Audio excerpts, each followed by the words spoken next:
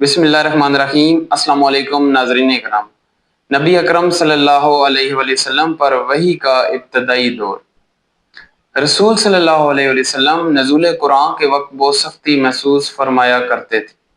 वो इसकी अलामतों में से एक ये थी कि याद करने के लिए आप अपने होंठों को हलाते थे। इब्ने अब्बास रजी अल्लाह तआला अन्हा ने कहा, मैं अपने होंठ हलाता हूँ जिस तरह आप हलाते थे। सईद कहते हैं, मैं भी अपने होंठ हलाता हूँ जिस तरह इब्ने अब्बास रजी अल्लाह तआला अन्हु को मैंने हलाते देखा। फिर उन्होंने अपने होंठ हलाए।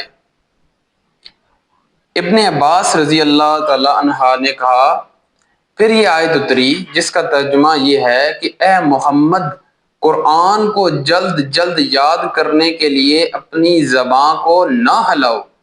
इसका जमा कर देना और पढ़ा देना हमारा जिम्मा है। इब्ने अब्बास रजी अल्लाह तआला अन्हा कहते हैं, यानी कुरान आप सल्लल्लाहु अलैहि वसल्लम के दिल में जमा देना और पढ़ा देना हमारे जिम्मा है।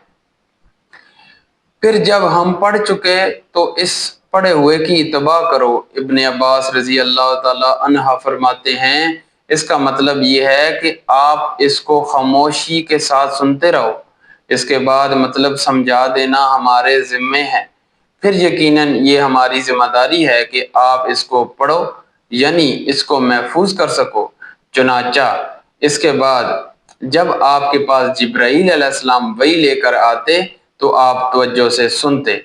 जब वो चले जाते तो रसूल पाक सल्लल्लाहु अलैहि वसल्लम इसको इसी तरह पढ़ते जिस तरह जिब्राईल अलैहिस्सलाम ने इन्हें पढ़ाया था।